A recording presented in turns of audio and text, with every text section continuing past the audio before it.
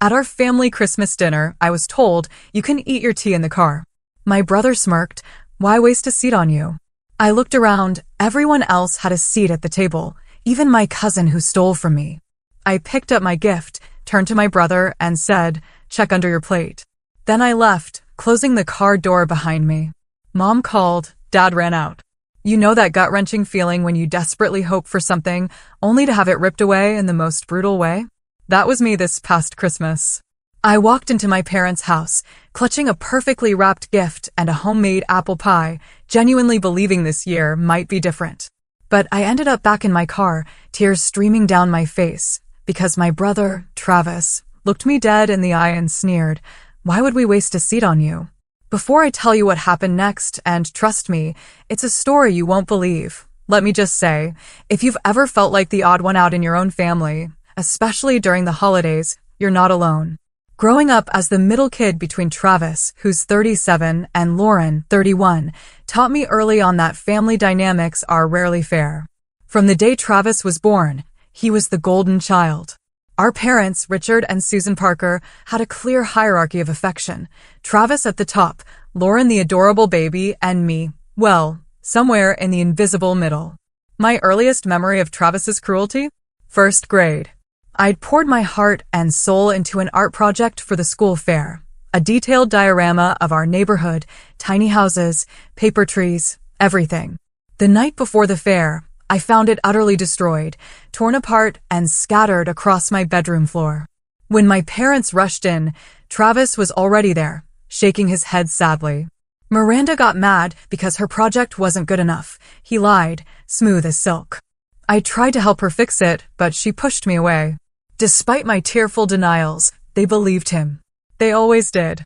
That night, I cried myself to sleep while my dad helped Travis build his own project in the garage.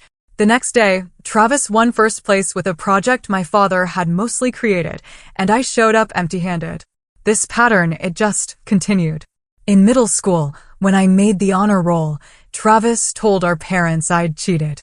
When I finally got a senior prom invitation from the boy I'd liked for years, Travis casually mentioned to him that I'd been talking about another guy. My date canceled 3 days before prom. College should have been my escape, but family holidays and summer breaks meant returning to the same toxic environment. My sophomore year, I brought home Dean, my first serious boyfriend. Travis spent the entire weekend telling humiliating, exaggerated, or totally fabricated stories about me. Dean broke up with me a week later. After graduation, I landed a position at a prestigious architectural firm in the city. At family gatherings, if I dared to share an accomplishment, Travis would instantly interrupt with his own news or change the subject entirely. Designed a new office building? Travis just closed a bigger real estate deal. Promotion? Travis acquired a new investment property. It was exhausting. Then there was my cousin, Alicia. Our relationship added another layer of pain. We'd been so close, like sisters, until grandmother Rose passed away 5 years ago. My grandmother had always promised me her antique silver locket, a family heirloom passed down generations. She'd told me stories about it since I was little, how it traveled from Ireland with our ancestors during the potato famine.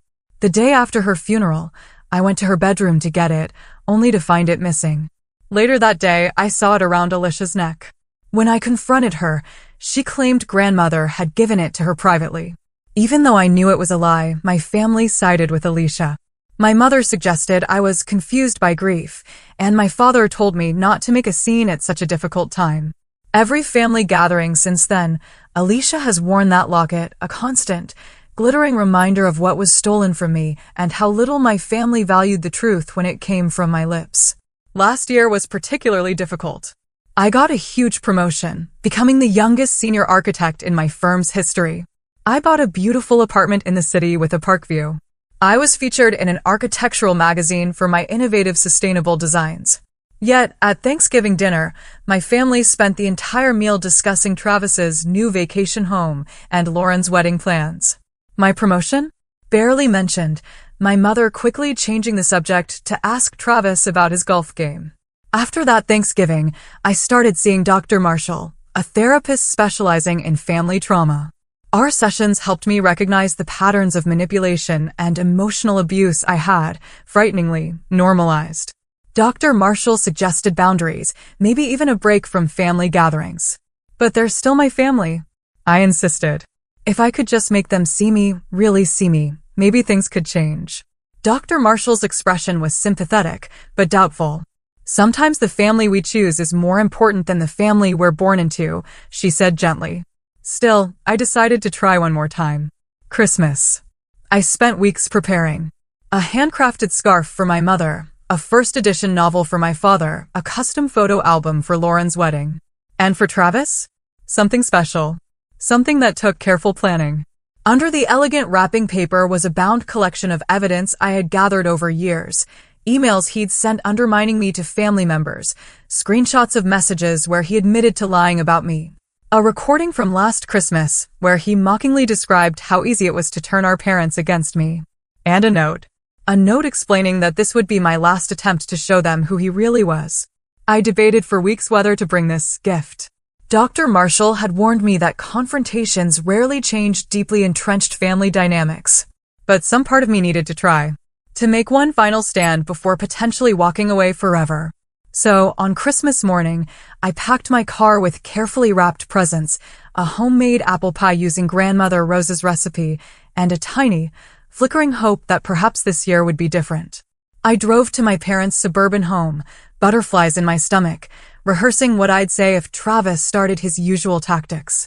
What I never prepared for was being told I wasn't even worthy of a seat at the table. I arrived at my parents' colonial home at precisely 3 p.m., the designated time for Christmas dinner. The house looked like something from a holiday magazine cover, twinkling white lights, a wreath, 2 perfectly symmetrical Christmas trees. Before ringing the doorbell, I checked my reflection in the car mirror. I'd spent extra time getting ready, wearing a forest green dress that complemented my auburn hair, styled in loose waves. My makeup was subtle but polished. I looked good. Confident. Professional. The version of myself I wanted my family to finally see and respect. The door swung open to reveal my mother, elegant as always.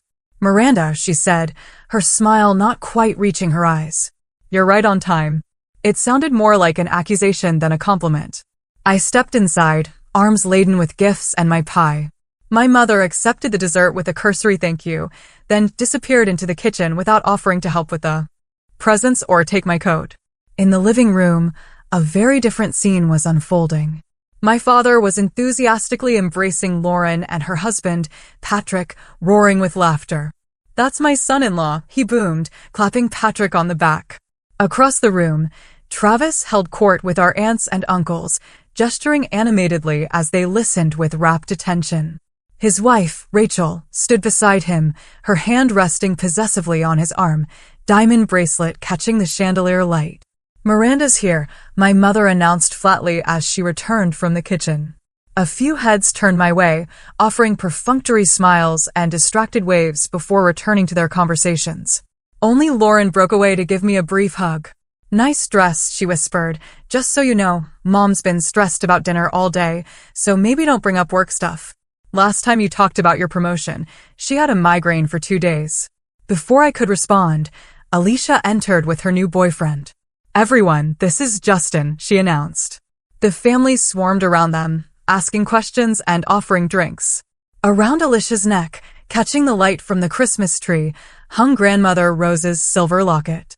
I placed my gifts under the tree and moved toward a group of relatives, attempting to join their conversation about recent travel.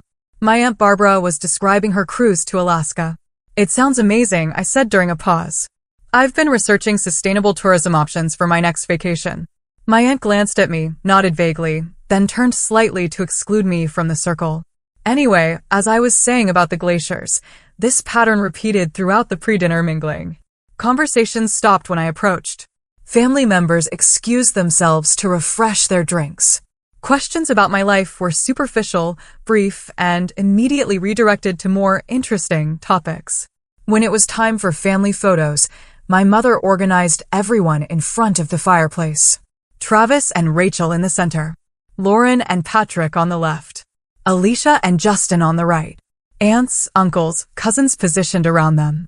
Then she stepped back to assess the arrangement. "Mom," I said quietly, "where should I stand?" She blinked, as if just remembering I was there. "Oh, Miranda, could you actually take the photo? You're so good with that sort of thing." I swallowed the lump in my throat and took the camera, capturing multiple shots of my smiling family while I remained invisible behind the lens. Later, as I helped arrange appetizers on the dining room sideboard, Travis approached. He looked me up and down with that familiar smirk. "Green is certainly a bold choice for your complexion," he said, just loudly enough for nearby relatives to hear. "But I guess architecture firms don't exactly prioritize fashion sense, do they?" I forced a smile. "How's the real estate market, Travis?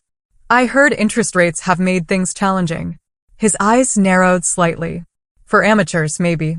My portfolio's never been stronger." He leaned closer, voice dropping. "How's your therapy going? Mom mentioned you've been getting help for your issues." Heat rushed to my face. My therapy sessions were private. I had only told my mother in confidence during a rare moment when she had seemed genuinely concerned about me. "I'm doing very well, thank you," I replied stiffly, arranging stuffed mushrooms on a platter with more force than necessary. Travis chuckled, satisfied at having provoked a reaction. "Good to hear. We're all very concerned about your stability." He patted my shoulder condescendingly before rejoining his wife across the room. I spotted Alicia touching the locket as she laughed at something Justin said. Our eyes met briefly, and I thought I detected a flicker of guilt before she deliberately turned away. As the afternoon wore on, I started noticing something odd about the dining room setup. My mother was a stickler for tradition, always using her best china, crystal glasses, and silver place settings for holiday meals. The table was already set beautifully, matching napkins folded into perfect swans, name cards at each place. I casually walked around the table, counting places and looking for my name. 10 settings. 10 chairs. 12 people, including me. My name card was nowhere to be found. "Mom," I asked, finding her in the kitchen basting the turkey, "I don't see my place card at the table." She kept her eyes on the oven. "Don't worry about that now, Miranda. Why don't you make yourself useful and refill the ice bucket?" An uneasy feeling settled in my stomach as I did as she asked. When I returned with the ice, I overheard my mother whispering to my aunt in the hallway. "I don't know why she's making such a fuss," my mother was saying. "It's not like she ever enjoys these gatherings anyway, always sitting there with that look on her face." "But Susan," my aunt replied, "surely there's room to squeeze in one more chair?" My mother sighed dramatically. "Richard's back has been bothering him. He needs space at the table. And Travis specifically asked that we keep things intimate this year. You know how he feels about Miranda's attitude." They fell silent as they noticed me standing there, ice bucket in hand. My aunt at least had the grace to look embarrassed, while my mother simply took the ice and walked away. I retreated to the bathroom, locking the door behind me. Staring at my reflection, I wondered how I could have been so naive. I had come hoping for acceptance, for a place in my family, when they had already decided I didn't deserve one. Literally. Taking a deep breath, I splashed cold water on my face and reapplied my lipstick. I had two choices: leave now and preserve what little dignity I had left, or stay and see this through to whatever humiliating conclusion awaited me. I thought about Travis's gift, sitting innocently under the tree. I thought about years of exclusion and gaslighting. I thought about Dr. Marshall's words about chosen family. Then I straightened my shoulders, unlocked the bathroom door, and headed back to the living room. I would see this through. One way or another. This Christmas would be different. "Dinner is served." My mother's voice rang out from the dining room at precisely 5 p.m. Family members began migrating toward the delicious aromas, drinks in hand, conversations continuing without pause. The dining room was a vision of holiday perfection. The mahogany table gleamed under the soft light of the chandelier, adorned with holly. A red and green runner stretched down the center, decorated with pine cones, cinnamon sticks, and miniature gold ornaments. Tall red candles and silver holders provided a warm, flickering glow that reflected off the crystal glasses. My mother's Christmas china, used only once a year, featured hand-painted holly borders. Each napkin was folded into a Christmas tree with a silver star napkin ring. Place cards, written in my mother's elegant calligraphy, marked each assigned seat. The centerpiece was a lush arrangement of red roses, white lilies, and pine branches, professionally designed and delivered that morning. Everything was meticulously arranged, each detail considered and perfect. Everyone began finding their seats, exclaiming over the beauty of the table. My father took his place at the head, my mother at the foot. Travis and Rachel were seated at my father's right hand, the position of honor. Lauren and Patrick sat at my mother's right. Alicia and Justin were placed across from Travis and Rachel, while my aunt and uncle completed the arrangement. I stood awkwardly at the threshold of the dining room, waiting for someone to notice the obvious problem. No one did. Or rather, no one chose to acknowledge it. Finally, as everyone settled into their chairs, my Aunt Barbara glanced up at me, still standing in the doorway. A look of discomfort crossed her face before she quickly looked away, suddenly very interested in straightening her napkin. "Mom," I said, my voice sounding strangely calm despite the hammering of my heart, "where should I sit?" A hush fell over the table. My mother paused in the act of serving the mashed potatoes, her expression momentarily frozen before shifting into a practiced smile. "Oh, Miranda," she said lightly, as if addressing a minor inconvenience rather than a profound exclusion. "The table's quite full with everyone here. I thought you could eat in the car. It's just for today." The words hung in the air like ice crystals, sharp and cold. I felt as if I'd been slapped. Around the table, gazes dropped to plates. Wine glasses suddenly became fascinating objects of study. Then Travis, emboldened by the silence, looked directly at me with that familiar smirk of superiority. "Why would we waste a seat on you?" he asked, his tone casual, but his eyes gleaming with malice. The room seemed to tilt slightly. I gripped the door frame to steady myself, looking around at each face, searching for someone, anyone, who would speak up for me. My father stared intently at his plate, methodically cutting a piece of turkey without looking up. Lauren bit her lip, her eyes darting between me and Travis, but she remained silent. Rachel, Travis's wife, had the decency to look uncomfortable, but she placed her hand over his on the table in a gesture of solidarity. Alicia touched grandmother's locket at her throat, then quickly dropped her hand when she noticed me watching. Justin, clearly confused by the tension, looked to Alicia for explanation, but she simply shook her head slightly. My aunt and uncle exchanged glances, but said nothing. My mother continued serving food as if nothing unusual had happened, as if suggesting her daughter eat Christmas dinner alone in a cold car was perfectly normal. I looked around the table once more, taking in every detail. Everyone had a place. Everyone except me. Even Alicia, who had stolen something precious from me and never faced consequences, sat comfortably among family, accepted and included. My face burned with humiliation. My stomach felt hollow. I could feel tears threatening, but I refused to give Travis the satisfaction of seeing me cry. Instead, I took a slow, deep breath, feeling something shift inside me. For years, I had sought approval from these people.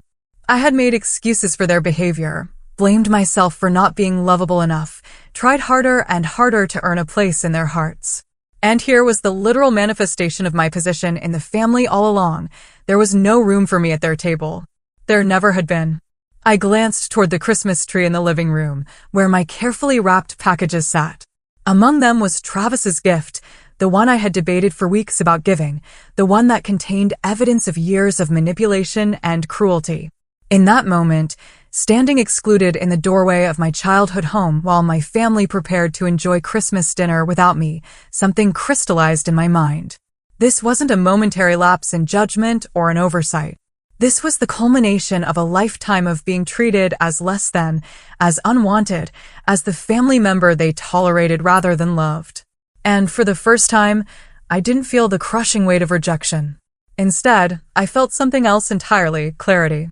I remembered placing Travis's gift at a spot before dinner, slipping the small envelope under his plate while helping set the table. No one had noticed. No one ever noticed what I did unless it was to criticize. I looked back at the table, at my brother's smug expression, at my mother's deliberate avoidance, at my father's cowardice, at Alicia wearing my grandmother's locket, at the empty space where I should have been sitting. And I made a decision that would change everything.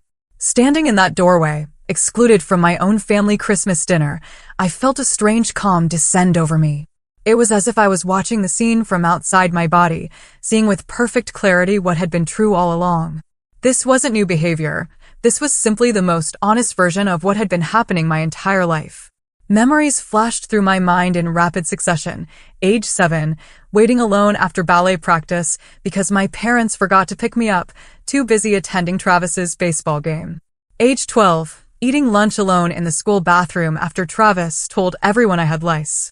Age 16, not being allowed to go to homecoming because Travis said he'd seen me smoking behind the gym, a complete fabrication. My college graduation, where my parents left early because Travis claimed to have food poisoning. Job promotions met with indifference. Holidays where my gifts were opened last and with minimal enthusiasm. The pattern was undeniable. I had spent decades making excuses for their behavior, telling myself that if I just achieved more, spoke more eloquently, dressed more appropriately, somehow I would finally earn their love and respect. But standing there, watching them begin to eat as if my exclusion was the most natural thing in the world, I finally understood. Nothing I could ever do would be enough, because the problem had never been me. A curious warmth spread through my chest, replacing the cold ache of rejection. It wasn't happiness exactly. It was something more powerful, liberation. The freedom that comes with finally acknowledging a painful truth instead of running from it. Dr. Marshall's words from our last session echoed in my mind. Miranda, you keep trying to win a game that's rigged against you. The only winning move might be not to play. Under Travis's plate sat the envelope I had carefully placed there earlier. Inside was evidence I had collected over years of his manipulation, screenshots of text messages where he bragged to friends about turning our parents against me, emails he had sent to family members planting seeds of doubt about my character and stability, a recording from last Thanksgiving where he admitted to deliberately sabotaging my relationships. A copy of Grandmother Rose's will specifically leaving her locket to me, which the family had never seen because Travis had intercepted it. I had gathered these pieces meticulously, initially planning to confront the entire family, to force them to see the truth about their golden boy. I had imagined tears, apologies, a dramatic reconciliation. The fantasy of finally being embraced as an equal member of the family. But now, looking at them all, comfortable in their exclusion of me, I realized that fantasy had always been just that. Even with irrefutable evidence, they would find a way to excuse Travis, to blame me, to maintain the family mythology they had invested in for decades. I considered my options. I could create a scene, dumping the evidence on the table and demanding acknowledgement. I could break down in tears, appealing to whatever shreds of empathy they might possess. I could grab Travis's plate and throw it against the wall, decades of repressed anger finally finding release. But each of those scenarios gave them power over me. Each made me the unstable one, the problem to be managed. Each would reinforce the narrative Travis had so carefully constructed. Or I could choose a different path. I could recognize that I deserved better than fighting for scraps of affection from people who had demonstrated time and again that they were incapable of giving it freely. I could acknowledge that family isn't just about blood relations, but about mutual respect and care. I could choose myself. In that moment, I made my decision. I would not beg for a seat at a table where I wasn't wanted. I would not expose Travis's manipulations to people who had actively participated in my exclusion. I would not give them the satisfaction of seeing me break. Instead, I would leave them with something that would speak louder than any emotional outburst. I would leave them with the truth. And the knowledge that I was done playing by their rules. The family continued eating, conversation gradually resuming as they collectively decided to ignore the uncomfortable scene. Travis was telling some story about a difficult client, gesturing with his fork, reveling in being the center of attention as always. I took a deep breath and stepped forward, no longer waiting in the doorway, but entering the room with purpose. My movement caught their attention, conversations faltering as all eyes turned toward me. I walked directly to the Christmas tree and picked up my gift for Travis. The room was utterly silent now, everyone watching with a mixture of confusion and apprehension. With measured steps, I approached the table, the wrapped package in my hands. I stood directly behind Travis's chair, feeling a strange sense of power as he had to twist awkwardly to look up at me. For once, I was the one looking down at him. The dining room fell silent as I stood behind Travis, gift in hand. My heart pounded, but my voice remained steady when I finally spoke. Travis, I said, my tone calm and clear, I brought something special for you this Christmas. His expression shifted from annoyance to wariness. He knew me well enough to sense something had changed, that this wasn't the same Miranda who typically absorbed his cruelty with quiet hurt. "Can it wait until after dinner?" my mother interjected, her voice strained. "We've just started eating." "No," I replied simply. "It can't." I placed the elegantly wrapped box beside Travis's plate. The paper was silver with subtle snowflakes, tied with a blue ribbon that matched his eyes. Eyes that now regarded me with suspicion. "What is this?" he asked, not touching the package. "Open it," I suggested. "Or don't. But either way, check under your plate." Travis's face paled slightly. His hand moved instinctively to the edge of his plate, but he hesitated. "What are you talking about?" my father demanded, finally finding his voice. "Miranda, you're disrupting dinner." "I'm disrupting dinner?" I repeated, a small, bitter laugh escaping me. "Not the fact that you've all decided I should eat in my car? Not Travis suggesting you'd be wasting a seat on me." Uncomfortable glances were exchanged around the table. Lauren looked down at her lap. Alicia fidgeted with her napkin. "You're being dramatic," Travis said, attempting to regain control. "It's just seating arrangements. Not everything is about you." "You're right," I agreed. "It's not about me. It's about you, Travis. It always has been." I gestured toward his plate. "Go ahead, look underneath." Something in my tone must have unsettled him, because Travis actually pushed back his chair slightly. With obvious reluctance, he lifted his plate, revealing the cream-colored envelope beneath. The table watched in intense silence as he opened it and removed the contents. His face, always so controlled, so practiced at projecting confidence, visibly shifted as he scanned the first page. Color drained from his cheeks, then rushed back as anger replaced shock. "What is this?" he demanded, his voice tight. "The truth," I replied simply. "Something this family isn't particularly familiar with." His eyes darted back to the papers, then up to me, then around the table. For perhaps the first time in his life, Travis Parker was speechless. "What is it?" my mother asked, stretching to see across the table. "Nothing," Travis said quickly, attempting to stuff the papers back into the envelope. "It's evidence," I said calmly. "Screenshots of texts where Travis brags about turning you against me. Emails where he undermines me to family members. A recording from last Thanksgiving where he admits to lying about me for years."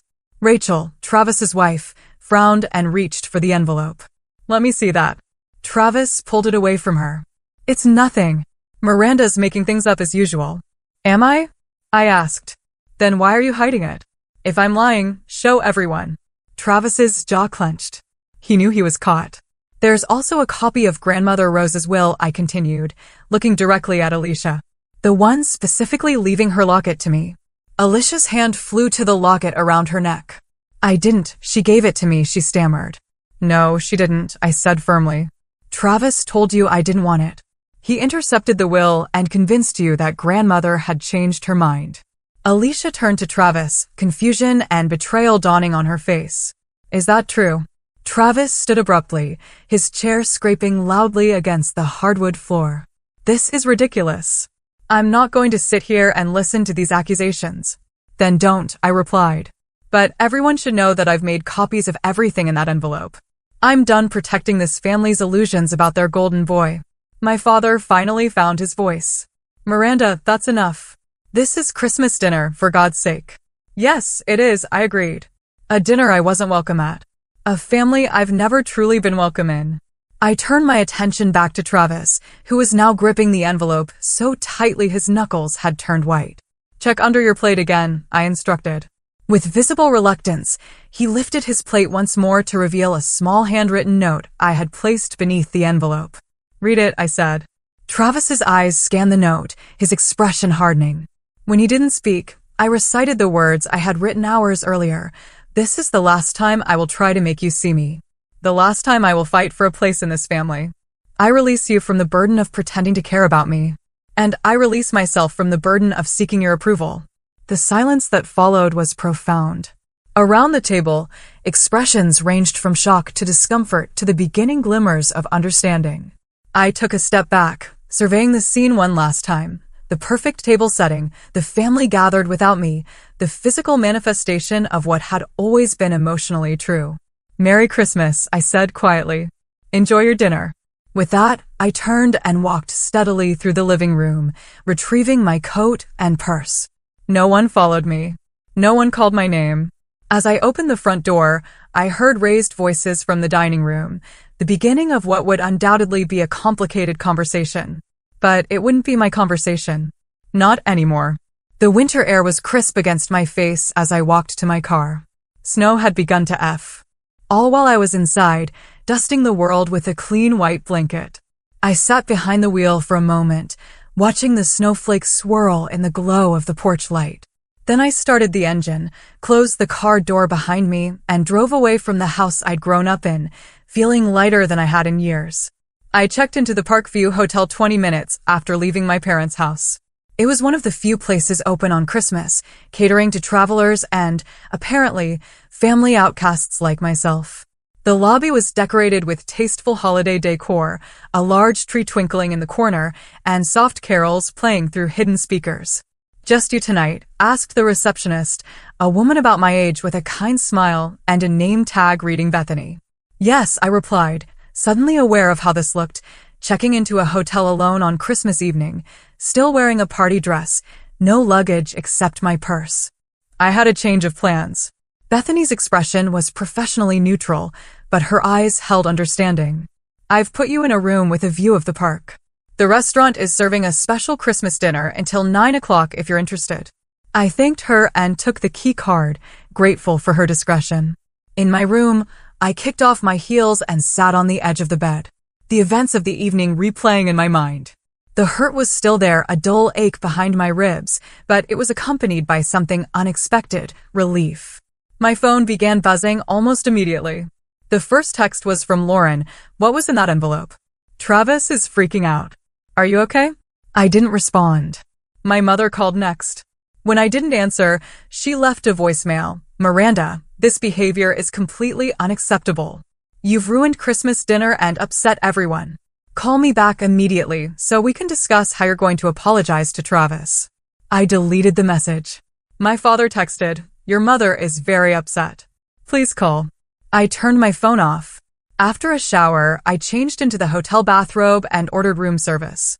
The Christmas dinner special arrived on a covered tray: turkey with cranberry sauce, mashed potatoes, green beans, and a slice of pumpkin pie. I ate by the window, watching snow fall on the park below, Christmas lights reflecting off the white ground in bursts of color. It wasn't how I had imagined spending Christmas evening, but there was a strange peace in the solitude. No walking on eggshells. No bracing for Travis's next barb. No pretending that everything was fine when it so clearly wasn't. I turned my phone back on around 9 o'clock, bracing myself for more messages. There were several missed calls from my parents and a dozen texts from various family members. But one message caught my eye. It was from Alicia. "Can we talk?" "Not about the locket. About Travis." I hesitated, then replied, "Tomorrow. Coffee at Marcus Cafe. 10 a.m. The next morning, I woke early, ordered breakfast to my room, and spent time journaling about the previous day, a practice Dr. Marshall had encouraged. Writing down the exclusion, Travis's cruelty, and my decision to walk away helped solidify my resolve. This wasn't a momentary emotional reaction. It was a necessary step toward healing. Alicia was already at Marcus Cafe when I arrived, fidgeting with a napkin. Grandmother's locket was conspicuously absent from her neck. She looked up as I approached, her expression a mixture of guilt and nervousness. "Thank you for coming," she said as I sat down across from her. "Why did you want to see me?" I asked, not unkindly, but not offering any easy absolution either. Alicia took a deep breath. "After you left, everything fell apart. Travis tried to destroy the papers, but Rachel grabbed them first. She read some of it out loud." Alicia's eyes met mine. "Is it true that he told you I was making fun of your dress at Cousin Beth's wedding?" I nodded. "And that you said my career was just a hobby until I found a husband?" Alicia whispered. "I never said that. I've always admired your work. I tell people my cousin is this amazing architect who designs sustainable buildings. And I never said you were too unstable to handle grandmother's locket," I replied. "That was Travis, too." Tears filled Alicia's eyes. "He played us against each other all these years. We talked for 2 hours, unraveling years of misunderstandings and manufactured conflicts. Alicia revealed that after I left, Rachel had confronted Travis about other messages in the envelope, including texts to a woman who wasn't her. The Christmas dinner had devolved into multiple arguments, with Travis eventually storming out, Rachel following in a separate car. Your mom kept saying you were exaggerating, but your dad actually stood up to her, Alicia said, sounding as surprised as I felt.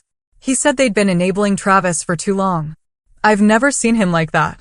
When our meeting ended, Alicia handed me a small gift box. Inside was Grandmother Rose's locket. It was always meant for you, she said simply. I'm sorry it took me so long to return it. Over the following week, my phone continued to light up with messages. My mother's moved from demanding apologies to increasingly desperate attempts to maintain the status quo. We can put this all behind us if you'll just talk to Travis. Families have disagreements, but we need to stick together. You're overreacting to a simple misunderstanding about seating. My father surprisingly took a different approach. His initial messages asked me to call my mother, but gradually shifted. I've been thinking about what happened, he wrote 3 days after Christmas. I didn't handle things well. I should have spoken up. Lauren called me on New Year's Eve. Travis and Rachel are getting divorced, she said without preamble. She found more messages on his phone. It's a whole thing. I'm sorry to hear that, I said, and meant it. Rachel had never been unkind to me, just distant. Are you? Lauren sounded surprised. After everything he did, his marriage failing doesn't fix anything, I replied. It's just more pain. Lauren was quiet for a moment. I should have said something at dinner when Mom told you to eat in the car. I knew it was wrong, but I didn't speak up. No, you didn't, I agreed, not offering easy forgiveness. Can we have lunch sometime? She asked hesitantly. I'd like to try to be a better sister. I agreed to think about it. The most surprising communication came from my Aunt Barbara, who had always been firmly in my mother's camp. She sent a handwritten card that arrived a week after New Year's. What happened at Christmas dinner made me reflect on how we've all treated you over the years, she wrote. I've been complicit in allowing Travis to control the family narrative. I want to apologize and hope that someday you might give me a chance to know the niece I've never properly appreciated. Not everyone reached out. My mother's messages grew less frequent, then stopped entirely when I didn't respond. Several aunts and uncles maintained radio silence, presumably picking sides with my mother or simply avoiding the drama. Travis never contacted me directly, but I heard through Lauren that he was attempting damage control, alternating between painting me as mentally unstable and admitting to some exaggerations while minimizing their impact. 2 weeks after Christmas, I had my regular session with Dr. Marshall. I told her everything, from the dinner exclusion to the envelope to the aftermath. How do you feel about your decision now? She asked. I considered the question carefully. Sad, I admitted, but not regretful. It feels like mourning something that never really existed in the first place. And what about moving forward? Have you thought about what kind of relationship, if any, you want with your family? I think I need time, I said slowly. With some of them, like Lauren and my dad, maybe there's a path forward with better boundaries. With others, like my mother and Travis, I don't know if there's anything healthy possible there. Dr. Marshall nodded. That's a very insightful perspective. Healing family relationships doesn't always mean returning to the same dynamics. Sometimes it means creating entirely new ones with clear boundaries and expectations. And sometimes it means recognizing that certain relationships may never be healthy for you. As January turned to February, I began establishing those new boundaries. I agreed to occasional lunches with Lauren, with the understanding that she wouldn't relay information back to our mother or Travis. I had one careful phone call with my father, who apologized again and asked if we could meet in person soon. I told him I wasn't ready yet. Alicia and I began rebuilding our relationship, discovering that without Travis's interference, we actually had much in common. She invited me to her apartment for dinner, where she displayed grandmother's photo in a prominent place. I want to remember who she really was, Alicia explained, not the version of her that Travis created to divide us. I maintained my distance from my mother and Travis. It wasn't easy. There were days when I doubted myself, when old patterns of thinking suggested that I was being too harsh, that family should forgive anything. On those days, I reread my journal entry from Christmas night, reminding myself of exactly what had happened and how it had made me feel. By the time spring arrived, bringing cherry blossoms to the park outside my apartment window, I had created a new kind of family structure, one built on mutual respect rather than obligation. One where my voice mattered. One where a seat at the table wasn't conditional on accepting mistreatment. It wasn't perfect. There were still difficult conversations, still moments of grief for what might have been. But for the first time in my life, I was relating to my family as an adult with boundaries, not a child desperately seeking approval. And that made all the difference.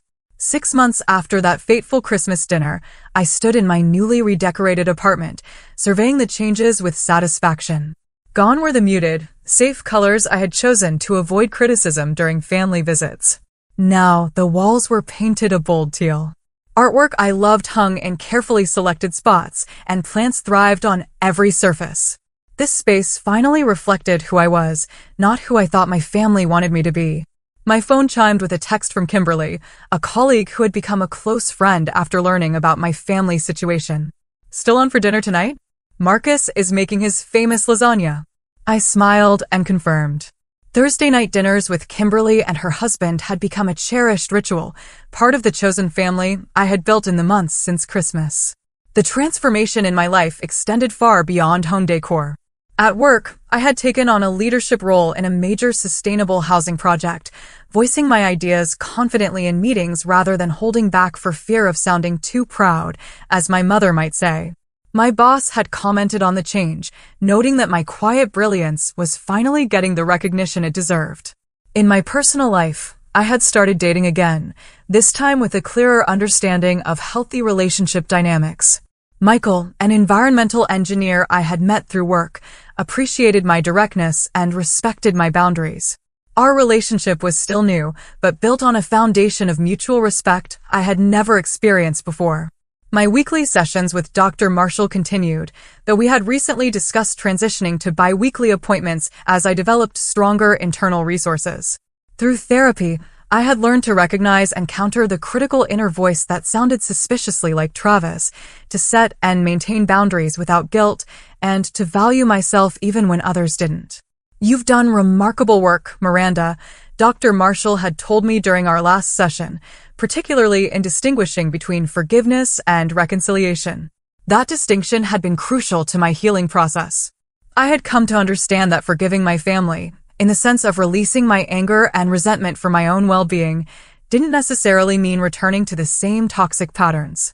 I could wish them well without subjecting myself to further harm.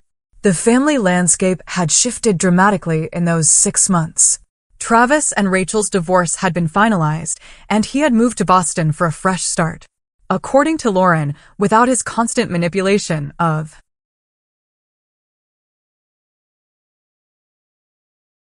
our family relationships had space to evolve. My father and I now met for lunch every other week.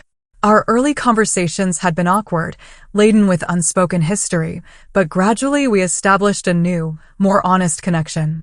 During our third lunch, he had finally addressed the elephant in the room. "I failed you as a father," he said, his voice rough with emotion. "I let Travis dictate how he treated you because it was easier than standing up to him or your mother. I told myself I was keeping the peace, but really, I was just being a coward." I had reached across the table and squeezed his hand, my own eyes damp. "Thank you for saying that." We weren't completely healed, perhaps never would be, but we were building something new on a foundation of truth rather than pretense. Lauren and I had also grown closer, our relationship evolving into something more sisterly than it had ever been during our childhood.